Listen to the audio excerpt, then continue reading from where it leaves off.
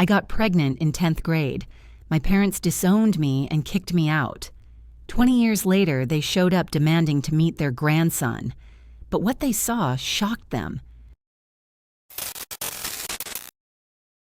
I stood on the doorstep of my own house and looked at two people I hadn't seen in 20 years. Lydia was holding a bouquet of chrysanthemums, yellow, cheap, bought at the nearest supermarket. Matthew stood a little behind her, looking at his feet. They had aged. My mother was gray-haired with deep wrinkles around her mouth. My father was stooped, his hands trembling. "Emily," Lydia's voice trembled. "My daughter, we missed you so much." I didn't answer. I just stood there with the door handle in my hand, trying to breathe evenly. I heard footsteps behind me. Casper was coming down the stairs. "Mom, who's that?" He stopped next to me, tall, wearing a stylish sea blue sweater. Lydia gasped and pressed her hands to her chest. "My God, it's our grandson." Casper looked at me. I nodded slightly. He understood. "Come in," I said. My voice sounded cold, as if it belonged to someone else. They crossed the threshold timidly, as if afraid I would change my mind. Lydia looked around. At the marble floor in the hallway, at the large chandelier, at the wide staircase with oak railings. Matthew was silent, but his eyes widened. "What a beautiful house," Lydia murmured. "Emily, you've done so well for yourself." I walked past them into the living room without answering. Casper followed me, keeping his distance from his grandparents. He knew the story. I told him everything when he turned 14. He cried then, hugged me, and said he hated them. I didn't argue. 20 years ago, I was standing at the same threshold. Only that time, I was being pushed out, not let in. I was 15 when I fell in love with Daniel Rush. He was 2 grades ahead of me and lived with his grandmother on the outskirts of town in an old trailer with a rusty fence. His father drank. His mother left when Daniel was 8. He wore worn jeans and a jacket his grandmother bought at a thrift store. But he smiled in a way that made my heart skip a beat. Lydia and Matthew were categorically against it from day one. "That scumbag is not right for you," my mother hissed when I came home after our first date. "He's nothing. He doesn't even have normal parents." "I like him," I replied. It was the first time in my life I had argued with her. "You're still a child. You don't understand what you're doing." But I did understand. Or so I thought. Daniel was gentle. He kissed me carefully, as if he was afraid of breaking me. He said I was the most beautiful girl in the world. He promised we would always be together. That summer, after prom, we slept together in his trailer while his grandmother was visiting her sister. I was scared and excited at the same time. Daniel whispered that he loved me, that we would start a family when he finished school and found a job. A month later, I realized I was pregnant. The test showed 2 lines. I sat on the bathroom floor and trembled. I was 16. My birthday had been a week ago. Daniel turned pale when I told him. Then he hugged me and said, "We'll manage. I'll find a job. I'll work. Everything will be fine." We decided not to tell our parents, to wait until the baby was born. Maybe then they would accept it. I wore baggy sweaters and loose pants. I tried not to show up at home. I hung out at Daniel's, at the library, at my friends' houses. Lydia looked at me suspiciously, but didn't ask any questions. Matthew didn't notice much. He worked as a mechanic at a factory, came home tired, turned on the TV, and fell asleep on the couch. By the 6th month, my belly was noticeable. I couldn't hide it anymore. One evening, when I was washing dishes in the kitchen, Lydia came in and froze. "What is this?" Her voice trembled. I turned around. My sweater stretched across my belly. "Mom, are you pregnant?" Matthew ran out of the living room. He looked at me as if I were a stranger. "Who's the father?" Lydia shouted. "That scumbag?" I nodded. Tears streamed down my cheeks. "Where is he? Why isn't he here?" He moved away. His grandmother died. He went to stay with relatives in another city. It was true. A week ago, Daniel called and said that his grandmother had died of a heart attack. that his cousins, who live 5 hours away, were taking him in, that he would call when he settled in, but he didn't call. The number didn't answer. "So he dumped you," Matthew said calmly, as if stating a fact. "No, he dumped you with a child," his father repeated. "What are you going to do now?" I was silent. Lydia cried, pressing her palms to her face. "You've ruined your life," she cried through her tears. "You're still a child. How are you going to raise a child?" I'll give birth. I'll go to work. Somehow." "Somehow?" Matthew came closer. His face was stony. "Do you think we're going to keep you here? With a bastard child?" The words hit me like a slap. "Dad, either you have an abortion or you leave." "But it's too late." I touched my stomach. "I'm 6 months along." "You should have thought about that earlier." Lydia wiped away her tears. Her face became hard. "We won't tolerate this. Do what you want, but you're leaving this house." "Mom, please, I have nowhere to go." "You should have thought about that when you spread your legs." Matthew turned and went into the living room. Lydia stood there for a moment, looking at me with a mixture of pity and disgust. Then she left too. The next morning, my things were lying on the porch. 2 bags of clothes, a bag of textbooks. Lydia stood at the door. "Take them and go." "Mom, I don't have a daughter who disgraces the family." The door closed. I stood on the porch, pregnant, with 2 bags in my hands, not knowing where to go. I remember that day in great detail. How I walked down the street with my bags. How people looked at me. How I tried to call Daniel again and again, but the number was silent. I sat on a bench in the park and cried. A pregnant 16-year-old girl with no home, no money, no future. Aunt Gwen, Lydia's younger sister, saved me. She had always been different, softer. When she found out what had happened, she came to the park and took me to her place. Lydia found out and called, screaming into the phone that Gwen was betraying the family. Gwen listened silently, then said, "It's a child, Lydia, a pregnant child. How could you?" Lydia hung up. They never spoke again. Gwen kept me for 2 weeks. She fed me and comforted me. But she had a small apartment, 2 children of her own, and a husband who looked at me askance. She looked for a way out, and she found one. Mrs. Emmy Colson, a 90-year-old woman who lived alone in an old house on the outskirts. Gwen knew her through church. Emmy needed someone to take care of her, to clean, cook, and help around the house. Gwen agreed. "She's sharp," my aunt warned me, "but fair. If you work hard, she won't let you down." I arrived at Emmy's with my belly in my bags. The old woman looked me up and down. "Pregnant?" "Yes, ma'am." "How far along?" 6.5 months. Emmy nodded. "You'll clean, cook, and do laundry. Room and board are free. Food, too. Deal?" "Yes, ma'am." "And don't bring anyone here. I don't want to see your friends." "I don't have any friends." "All the better." Now Lydia was sitting on my expensive Italian sofa, looking around at the paintings, the fireplace, the panoramic windows overlooking the garden. Matthew was silent, clutching his cap in his hands. "How are you, Emily?" Lydia's voice sounded falsely emotional. "We were so worried. 20 years of worrying. Interesting." "Fine," I replied briefly. Casper stood by the stairs, his arms crossed over his chest. He looked at my grandparents coldly, studying them.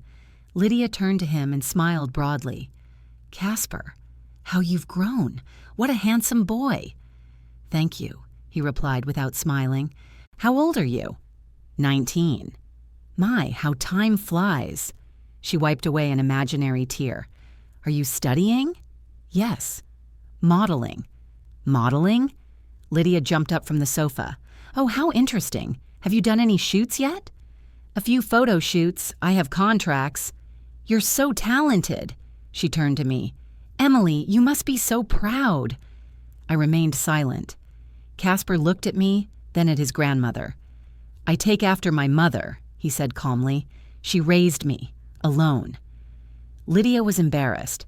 Matthew cleared his throat. "Emily, he finally said. "We wanted to, well, talk about the past. We realized we were wrong." I looked at him and felt nothing. No anger, no pain, just a cold emptiness. "Would you like some coffee?" I asked. I set white porcelain cups of coffee in front of my parents. Lydia took hers carefully, as if afraid of breaking it. Matthew didn't touch his at all.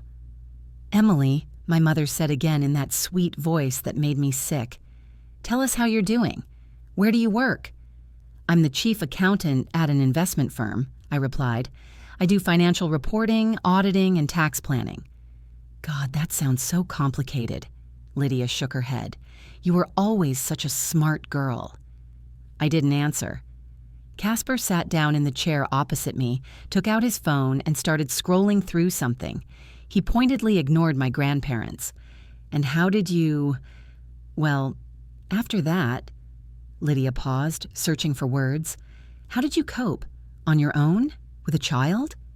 I took a sip of coffee. Hot. Strong. I thought, should I tell them the truth or keep quiet? I decided to tell them. Let them know. "Aunt Gwen found me a place," I began calmly, "at Mrs. Emmy Colson's house. She was 90 and lived alone. She needed someone to take care of her." Matthew looked up. "Take care of her?" "Cleaning, cooking, laundry, helping her walk. She gave me free room and board." I lived in a small room on the second floor. Lydia narrowed her eyes. "And you agreed? To serve an old woman?" "I had no choice, Mom. I was 16, pregnant, homeless. Emmy offered me a deal, and I accepted." Casper looked up from his phone and glanced at me. He knew this story, but he always listened attentively when I told it. The first week at Emmy's house was the hardest. The old woman didn't stand on ceremony. If I did something wrong, she told me straight out. "The floor is dirty, wash it again. The soup is too salty, throw it out and make a new one. Iron the laundry more carefully, I can't wear a wrinkled shirt." I kept quiet and redid everything. My belly was growing. It was hard for me to bend over and stand for long periods of time, but I kept myself under control. Emmy sometimes looked at me skeptically. "You're stupid, girl," she said. "You'll give birth, and then what? How will you work?" "Somehow," I replied. "Somehow," she mimicked.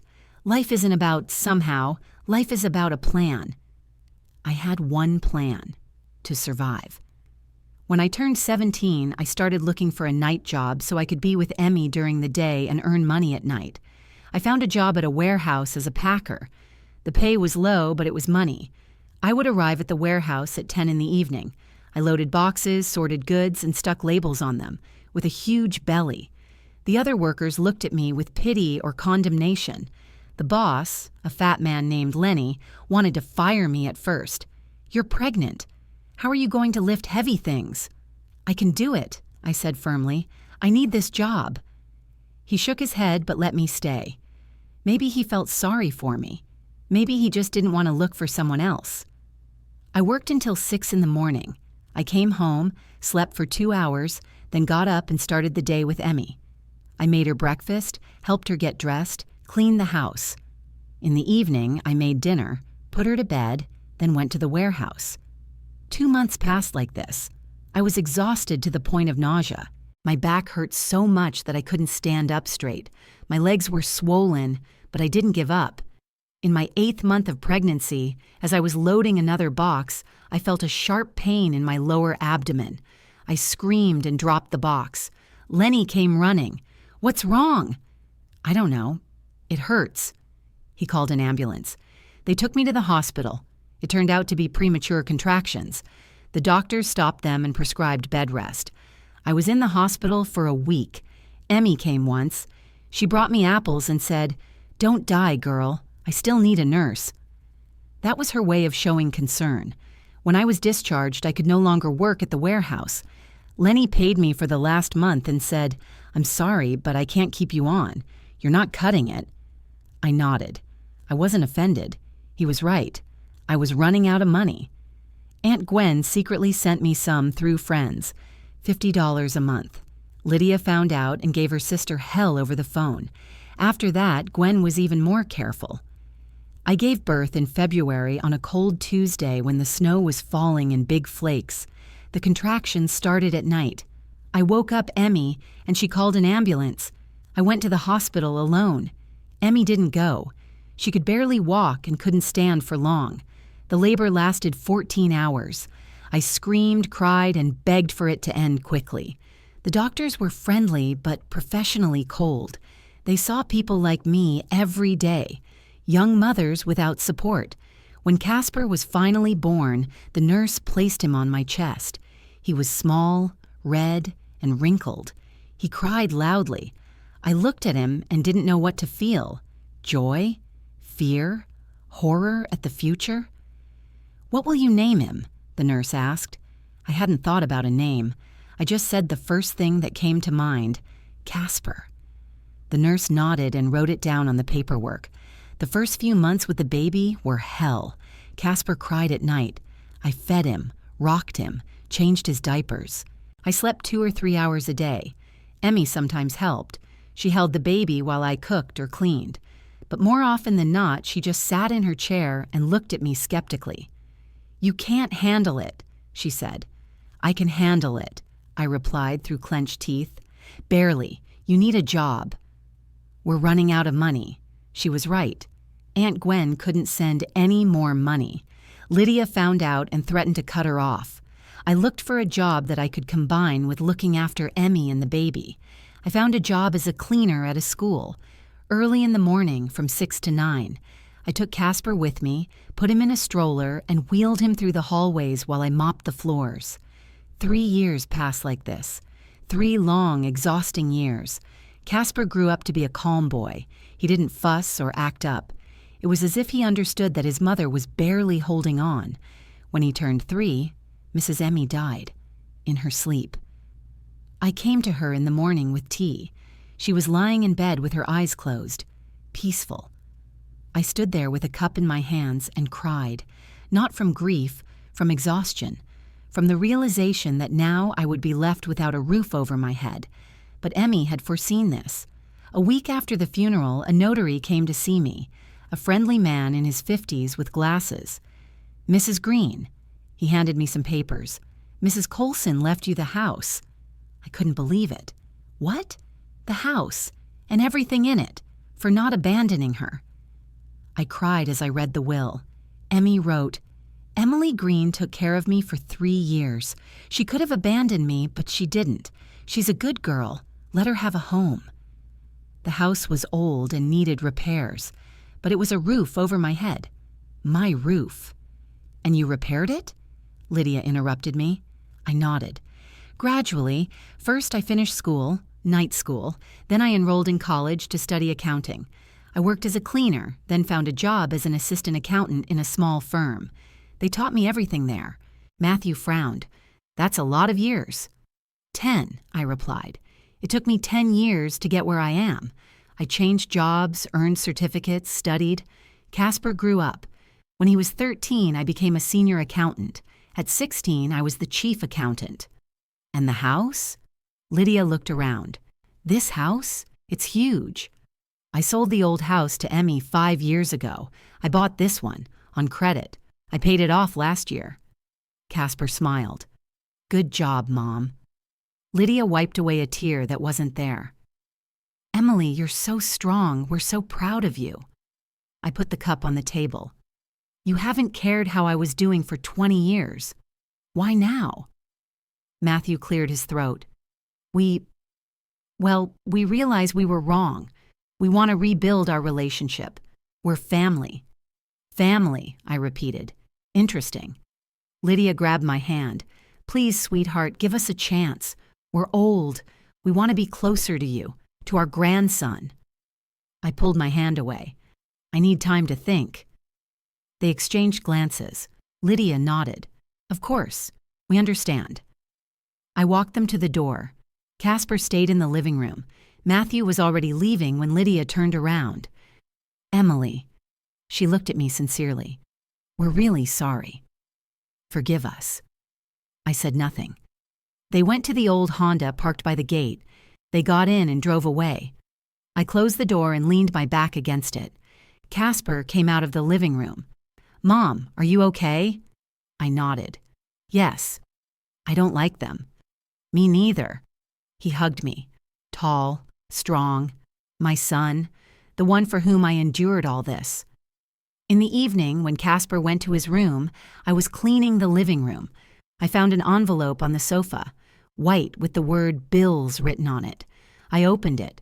There were receipts for utilities, electricity, gas, water, addressed to Lydia and Matthew. The amount wasn't huge, but it was significant. They left it there on purpose, a hint, a request, or a demand. I stood there with the envelope in my hands and thought, what should I do? Help them? They are my parents. But they abandoned me. 20 years ago when I was 16, pregnant, scared. They kicked me out of the house with no money, no support, and now they came, saw my prosperity, and decided that I owed them something. I tore the envelope in half and threw it in the trash. The first call came 3 days later. I was at work checking the quarterly report when the phone vibrated. Unknown number. I picked up the phone. "Emily, sweetie, it's Mom." I fell silent, staring at the numbers on the computer screen. "I'm listening." "How are you? How's Casper?" Lydia's voice sounded sweet as honey. "We think so highly of you." "We're fine," I replied briefly. "Emily, I wanted to ask, maybe we could come over on Saturday. I'll bake a pie. Apple. You loved apple." "I didn't like apple. I liked cherry." But Lydia never remembered such details. "I don't know, Mom. We're busy." "Oh, please, just for an hour. I want to see you so much." I sighed. "Okay, Saturday at 2. "Great," she squealed. "See you soon, sweetie." She hung up. I sat there staring at the phone, feeling something like a premonition of doom. On Saturday, they arrived at exactly 2 o'clock. Lydia got out of the car with a large box. Matthew was carrying a bag. They were smiling broadly. "Emily." My mother hugged me at the door. I didn't respond to the hug. "Look, I baked a pie fresh out of the oven." We sat down at the kitchen table. Casper was in his room doing his homework. Lydia cut the pie and divided it among the plates. I took a bite. It was dry and undercooked. But I said, "It's delicious." Lydia beamed. "Really? I tried so hard." Matthew was silent, chewing, staring at his plate. Lydia chattered about something insignificant. The weather, the neighbors, the new flower she had planted on the balcony. I listened with half an ear. Then she fell silent, took a sip of tea, and looked at me for a while. Finally, she said, "Emily, you know, we're going through a difficult time right now." I was alarmed. "What kind of time?" "Well," she sighed dramatically. "Dad is retired. I earn peanuts at the travel agency. We're barely making ends meet." Matthew nodded. "His pension is small. It's not even enough for medicine." I was silent. Lydia continued. "And now the roof is leaking. We were told we need repairs. It's expensive, Emily. We don't know where to get the money." I put my cup on the table. "How much do you need?" Lydia instantly straightened her back. "Well, 2,500, but we're not asking for it. We're just sharing." "Sharing," I repeated. "Yes. You're our daughter. We just wanted you to know how we live." I nodded. "I understand." They left an hour later. Lydia kissed me on the cheek goodbye. Matthew squeezed my hand. "Thanks for your hospitality, Emily." I closed the door and leaned against it. Casper came down the stairs. "Are they gone?" "Yes." "Did they ask for money?" I looked at my son. "How did you know?" He smiled crookedly. "Why else would they come?" I didn't answer, because he was right. The following week, Lydia called again.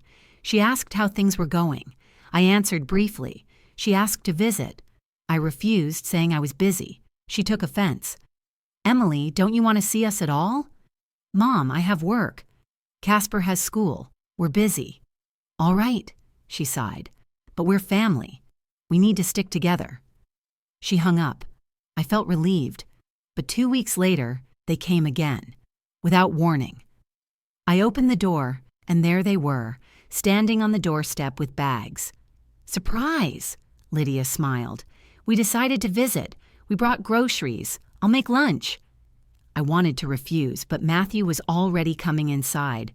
They went into the kitchen. Lydia started taking food out of the bags: chicken, potatoes, vegetables. "I'll make your favorite, fried chicken with potatoes." I didn't like fried chicken, but I didn't say anything. Casper was at home, sitting in the living room with his laptop. He heard voices and came out. He saw my grandmother and grandfather and frowned. "Hi," he said coldly. "Casper." Lydia rushed over to him. "How are you? How's school?" "Fine." "Tell Grandma," he looked at me. I nodded slightly. He sighed. "I have a new photo shoot for a local clothing brand. They pay well." "Oh, that's wonderful." Lydia clapped her hands. "You're our star." Casper didn't smile. "I'm not a star. I'm just working." Matthew sat down on the sofa and looked around. "Nice TV. Big." "Thanks," Casper replied dryly. Lunch lasted forever. Lydia chattered nonstop. She talked about the neighbors, about work, about a friend who won $100 in the lottery. Matthew ate silently. I answered in monosyllables. Casper barely touched his food. After lunch, Lydia started washing the dishes. I wanted to say that I would do it myself, but she waved her hands. No, I'll do it. You work, rest." Matthew stayed in the living room. He sat on the couch and watched TV. I walked over to him. "Dad, would you like some coffee?" He looked at me. "Emily, I wanted to talk. Alone." I sat down next to him. He was silent for a while, then said, "Things are really tough right now. Mom wasn't exaggerating. The roof is leaking, the stove is broken. I tried to fix it myself, but I can't. We need to call a repairman. That costs money." I looked at him and saw an old man, tired, broken, and I felt nothing. No pity, no sympathy. "How much do you need?" I asked. "Well, 2.5 for the roof, 500 for the stove, 3,000 in total." "And you want me to give you $3,000? He nodded. "We'll pay you back when we can." I smiled coldly. "Dad, you haven't given me anything in 20 years, even when I was starving. Why should I give you anything now?" He looked away. "Because we're your parents." "Parents," I repeated. "Parents who kicked me out when I was pregnant, who haven't called once in 20 years, who don't know my son's name. Parents like that?" Matthew clenched his fists. "We were wrong. We admit that. But now we need help." I stood up. "No." "What?" "No, I won't give you any money." He stood up, his face red. "Emily, don't be so cruel." "Cruel?" I laughed. "You want to talk about cruelty? Fine. Let's talk about how you stood silently while my mother threw my things out onto the porch, about how you didn't intervene when she called my child a bastard, about how you never called to ask if I was alive." Matthew backed away. We didn't know what to do." "Did I know? I was 16. I was pregnant, scared, alone, but I managed. Without you." Lydia came out of the kitchen, wiping her hands on her apron. "What's going on here?" Matthew turned to her. "She refuses to help." Lydia looked at me with hurt. "Emily, you're our daughter." 20 years ago, I was your daughter too," I interrupted. "When I begged you to let me go, when I stood on the porch with my things and cried. Where were you then?" She cried, real tears this time. "We were young. We didn't understand. But we're family." "No," I said firmly. "We're not a family. Family is people who support each other. You didn't support me, ever." Casper came out of his room and came down the stairs. He stood next to me. "Mom, are you okay?" I nodded. "Yes." "Grandma and Grandpa are leaving." Lydia wiped her tears. "Emily, please, think about it. We're old. We have nowhere to go." "I had nowhere to go either," I replied calmly, "but I found a place. You'll find one too." Matthew grabbed his jacket. "You're cruel, Emily. We raised you. We fed you, clothed you." "Until I was 16, I nodded. "That was your duty, your parental duty, and then you abandoned it." He put on his jacket with a sharp movement. "You'll regret this." "No," I said. "I won't regret it." They left. Lydia turned around in the doorway and looked at me hopefully. "Emily, if you change your mind—" "I won't change my mind." The door closed. I stood in the hallway trembling. Casper hugged me. "You're a good mom." I leaned against him. "I don't know. Maybe I am cruel?" "No." He kissed me on the top of my head. "You're fair." In the evening, I sat in my office, looking at financial reports, but I couldn't see the numbers. I thought about my parents, about how they were old and might really need help, about how I could give them money. 3,000 wasn't a huge amount for me, but something inside me screamed, "No!" They didn't deserve it. They didn't come because they loved me. They came because they saw money. My phone vibrated, a message from an unknown number. "Emily, it's Aunt Gwen. Lydia called me. She was crying. She said you refused to help them. I want you to know, you have the right. Don't feel guilty. They made their choice 20 years ago. Now they're living with the consequences. I love you. Hang in there." I reread the message 3 times. Then I replied, "Thank you, Auntie. I love you too." I put the phone on the table and felt like I could breathe freely for the first time in days. The next morning, as I was driving to work, Lydia called. I didn't answer. She called again. I rejected the call. Then a message came. "Emily, we really need help. Please. We are your parents." I deleted the message. I blocked the number. I drove on and felt something like liberation. The summons arrived a month later. I opened my mailbox in the morning before work and saw an official envelope among the bills and advertisements. It had the seal of the district court. I tore open the envelope right there at the mailbox. Case number 4832. Plaintiffs Lydia Green, Matthew Green. Defendant Emily Green. Lawsuit for recovery of parental support. I read it 3 times. I couldn't believe it. They had secretly filed a lawsuit against me. They hadn't warned me or told me. They had just filed it. The hearing was in 2 weeks. I stood by the mailbox holding the paper in my hands and felt something cold and heavy settle in my stomach. I couldn't concentrate at work. I looked through the documents, but all I could see were the words from the summons. Alimony collection. Disabled parents. Children's obligations. In the evening, I was sitting at the kitchen table when Casper came home. He saw my face and immediately became alarmed. "Mom, what happened?" I handed him the summons. He read it and his face darkened. "They're taking you to court?" "Yes." "Is that even legal?" I nodded. By law, children are required to support their parents after they turn 60 if they can't support themselves. Lydia is 62. Matthew is 65. Casper threw the paper on the table. "That's not fair. They kicked you out." "That was a long time ago." 20 years ago. "So what? They have no right." I remained silent. He was right. But the law isn't always fair. For the next 2 weeks, I tried to find a lawyer. I called 3 law firms. They all said the same thing.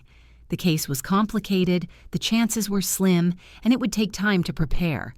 But I didn't have time. The day of the hearing came quickly. I put on a business suit, pulled my hair back into a bun, and put on makeup. I looked at myself in the mirror and didn't recognize myself. My face was calm, but my hands were shaking. Casper wanted to come with me. I forbade him. "No, you're staying home." "But Mom!" "Casper, please. I don't want you to see this." He hugged me tightly. "You'll win. I know it." I wasn't so sure. The courtroom was small, wooden benches, a high judge's table, the smell of old paper and dust. I sat down on the bench for the defendants. I looked around.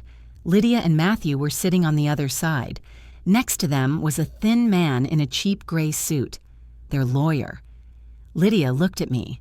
Her face was sad, but I saw something else in her eyes. Determination. She came here to win.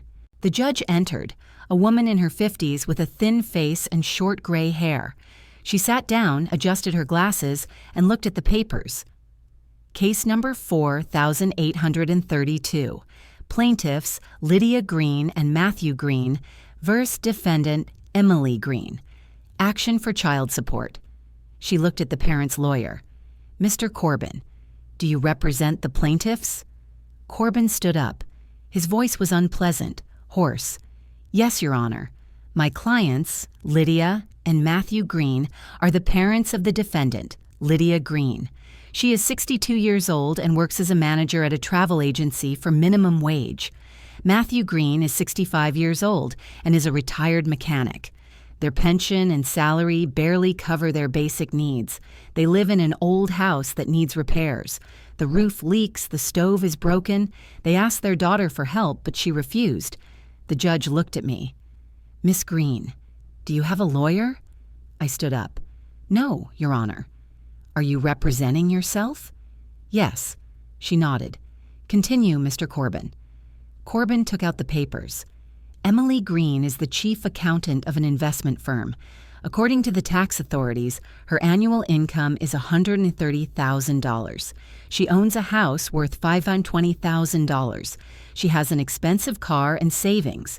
Yet she refuses to provide her parents with basic support. He submitted the documents to the judge. She looked them over and nodded. Miss Green, is this true? Did you refuse to help your parents? I clenched my fists. Yes, Your Honor, but there are reasons. What are they? I took a deep breath. 20 years ago, when I was 16, I got pregnant. My parents kicked me out of the house. I was 7 months pregnant with no money, no support. They haven't called once in 20 years. Now they come, see that I'm doing well, and decide I owe them something. The judge looked at me without emotion. Do you have proof of this? I hesitated. Witnesses. My aunt can confirm it. Written evidence? Documents? No, Your Honor. But, Miss Green, she interrupted me, what you are describing happened 20 years ago. You are now a grown, wealthy woman. Your parents are elderly people who need help. By law, children are obliged to support their incapacitated parents. But they kicked me out, my voice rose. I was a child. That was a long time ago, the judge repeated. People make mistakes, but the law is the law. Corbin stood up again. Your Honor, my clients admit that there were conflicts, but they regret it. They want to restore their relationship with their daughter, but she is cold and indifferent.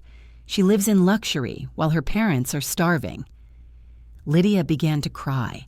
She stood up and wiped her tears with a handkerchief. Your Honor, her voice trembled. I just wanted to be closer to my daughter, to my grandson, but she doesn't want to know us. We are old and lonely. We have nowhere to go. Matthew also stood up. We are not asking for much, just enough for food and medicine. The judge listened and nodded. Then she looked at me. Miss Green, do you have anything to say? I stood there looking at my parents. Lydia was crying. Matthew looked so pitiful, and I suddenly realized I was losing. The judge was not on my side. The law was not on my side. Your Honor, I said quietly, they don't deserve my help.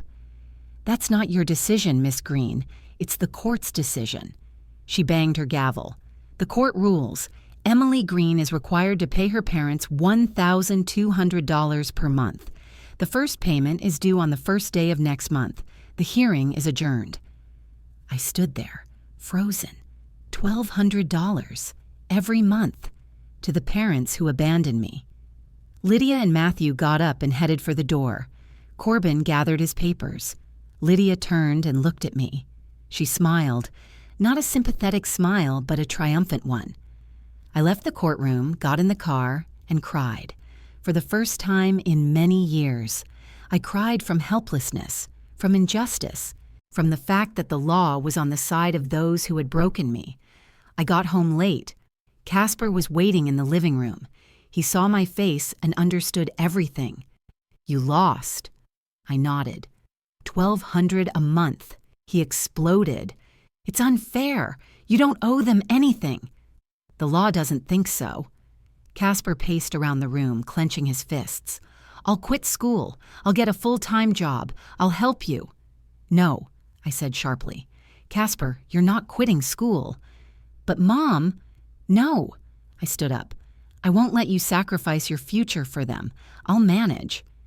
He looked at me, and there was pain in his eyes. "It's not fair, Mom." "I know. I couldn't sleep last night. I lay there staring at the ceiling, thinking, $1,200 a month. It's not a financial disaster for me. But the fact itself—" My phone vibrated. A message from Aunt Gwen. "Emily, I heard about the court case.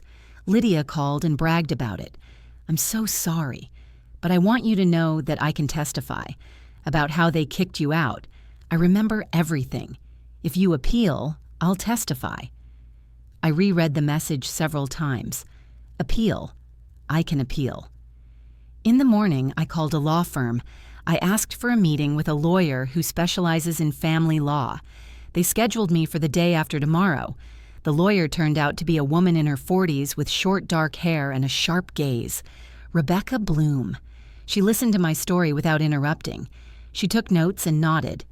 "They kicked you out while you were pregnant?" she asked when I finished. "Yes, I was 16. "That's abandonment of a minor. It's a crime." I shuddered. "A crime?" "Yes.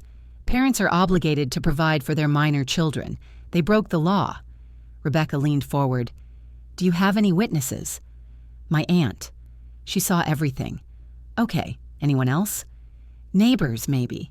Mrs. Emmy, who I lived with, died, but she had a diary." Rebecca raised an eyebrow. "A diary?" "Yes. She wrote about how I came to her, about how my parents kicked me out." "That's good. Very good." She made a note. "Medical records? From the birth?" "Yes.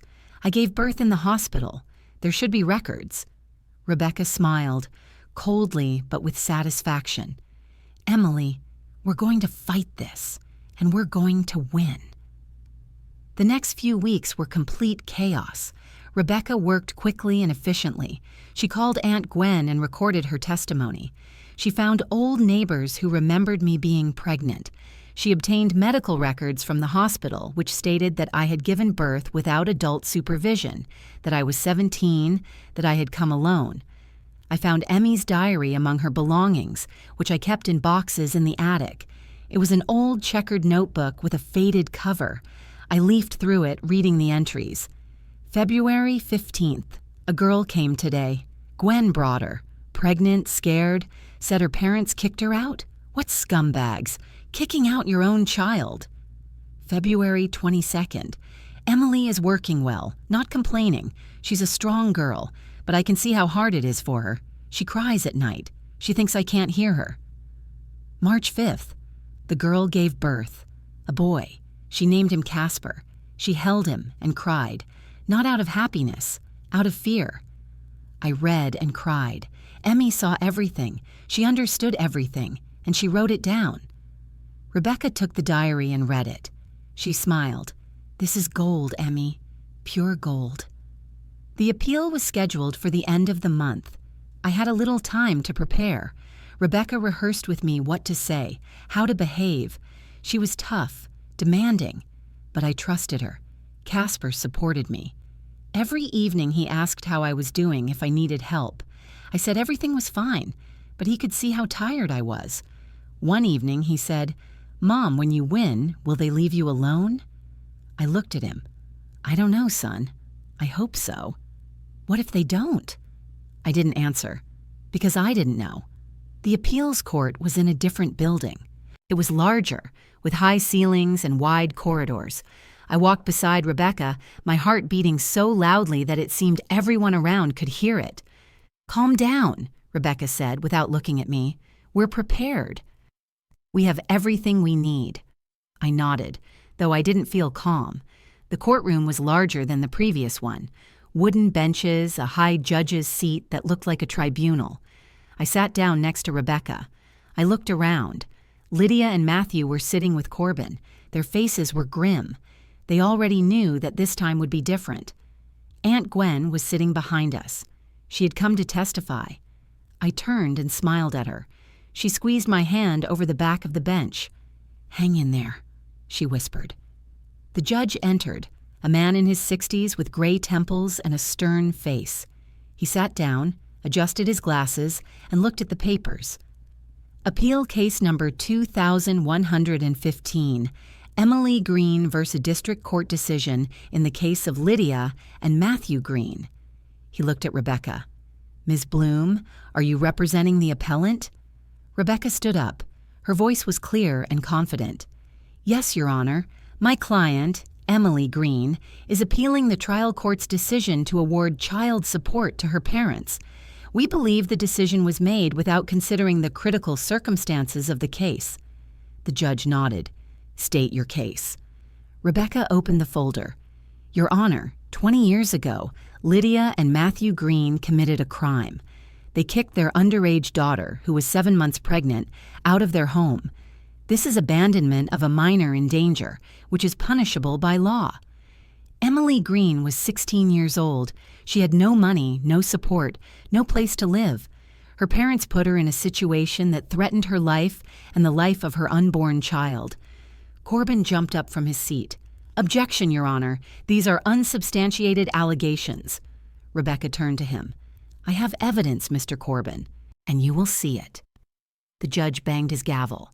Continue, Ms. Bloom. Rebecca nodded. We have prepared witnesses who will confirm the fact of the expulsion. We also have documentary evidence that Emily Green survived without any help from her parents for 20 years. She handed the judge a folder with documents. He looked through it and nodded. Call the first witness. Rebecca turned around. The defense calls Gwen Miller. Aunt Gwen stood up and walked to the witness stand. She looked nervous, but she kept her back straight. She was sworn in. Ms. Miller, Rebecca began, tell the court about the events of 20 years ago. What happened when Lydia and Matthew Green found out about their daughter's pregnancy? Gwen took a deep breath. Lydia called me that evening.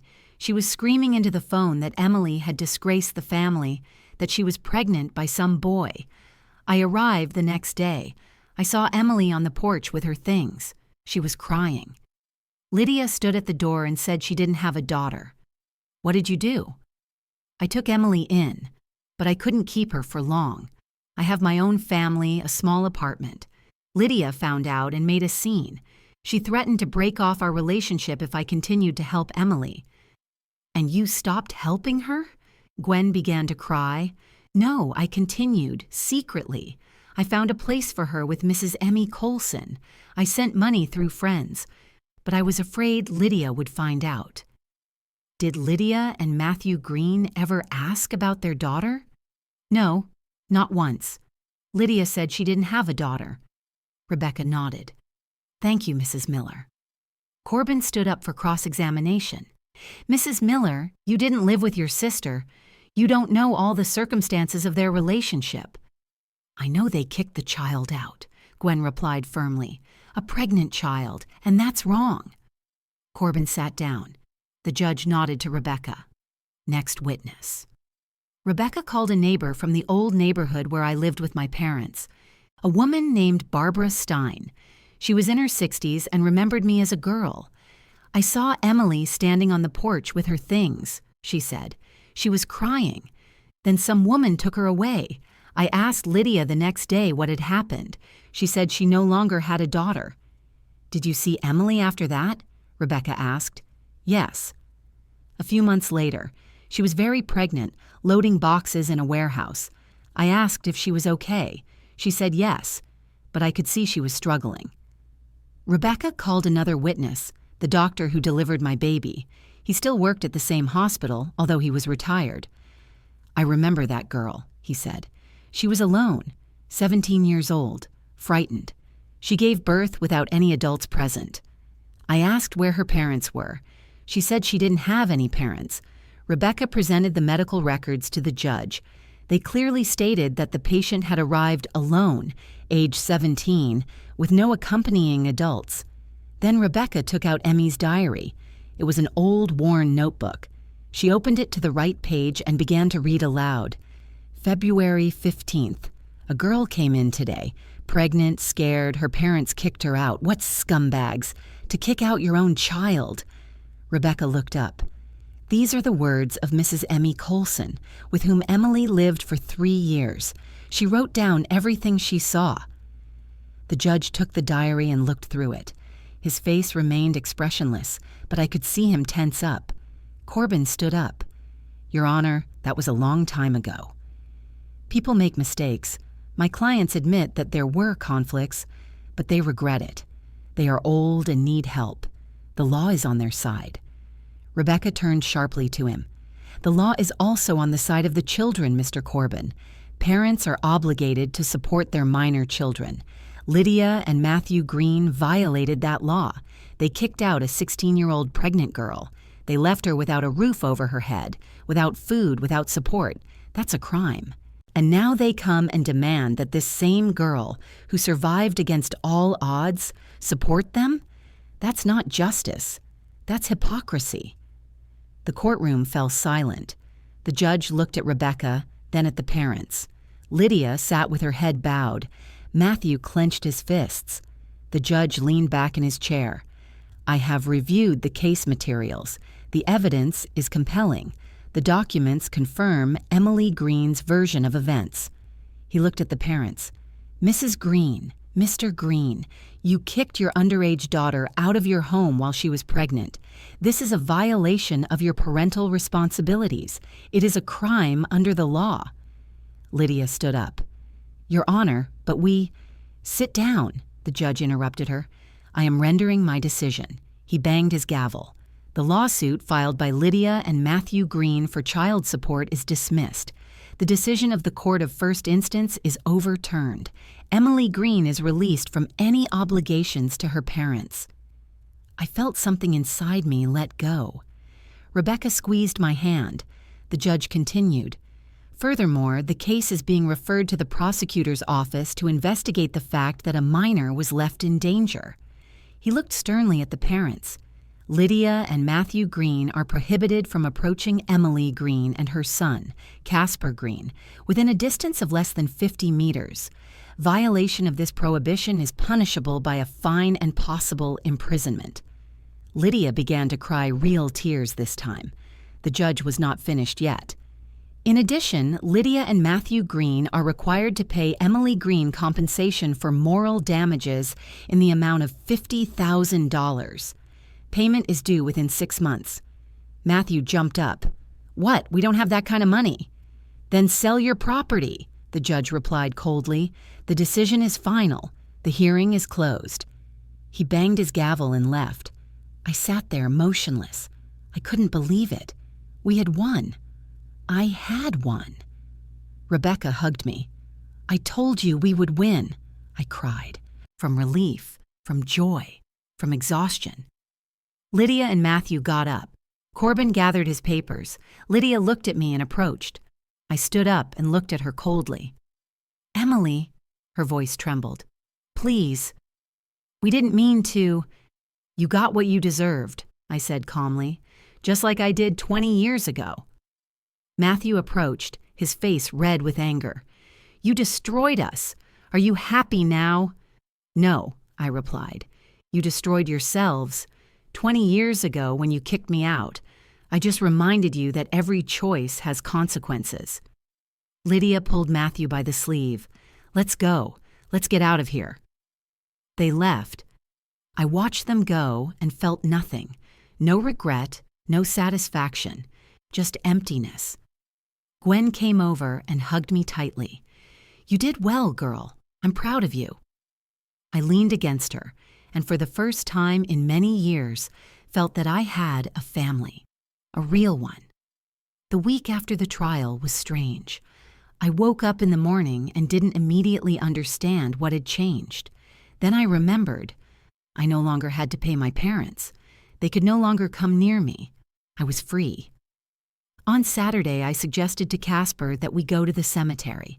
He immediately understood where I meant. We bought flowers, white chrysanthemums, which Emmy loved. We drove to the old cemetery on the outskirts of town. Her grave was modest, a simple gray stone with the inscription, "Emmy Coulson." She lived with dignity. I laid the flowers and stood silently. Casper stood next to me, holding my hand. "Thank you, Mrs. Emmy," I said quietly, "for everything, for not abandoning me, for teaching me how to survive, for giving me a home." Casper squeezed my hand. "Mom, are you happy?" I thought about it. Happy? I don't know, but "I feel at peace," I said. "For the first time in many years, I feel like I can breathe freely." He hugged me. "That's what matters."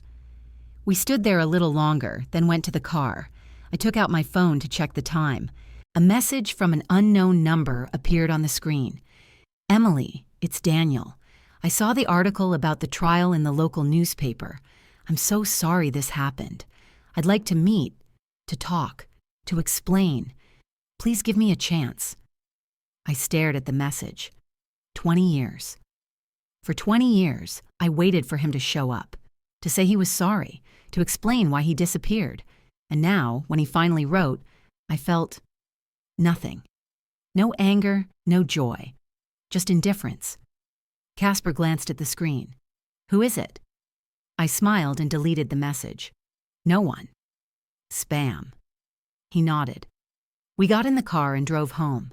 Some chapters are closed forever, and that's okay. In the evening, I sat in my office reviewing financial reports. Work was calming. The numbers didn't lie, didn't betray me, didn't demand anything. The phone rang. My work number. I picked up the receiver. "Emily Green speaking." "Good evening, Miss Green. This is Jonathan Clark from headquarters. We have a question about the quarterly report." "I'm listening." We talked about work, about numbers, reports, plans, professionally, clearly. I ended the conversation and hung up. I looked out the window. It was getting dark outside. The city lights were coming on, one by one. Casper was in his room doing his homework. Aunt Gwen promised to come over on the weekend. Life went on. No drama, no pain. It just went on. And I finally felt like I was in control of it.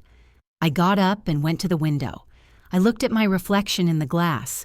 35 years old. Gray strands in my hair, wrinkles around my eyes. But my face was calm. For the first time in many years, it was calm. Some battles must be won not for the sake of victory, but for yourself, to finally feel that you are worthy of respect, that you deserve peace. I won this battle, not against my parents, against the past that had held me captive for 20 years, and now I was free.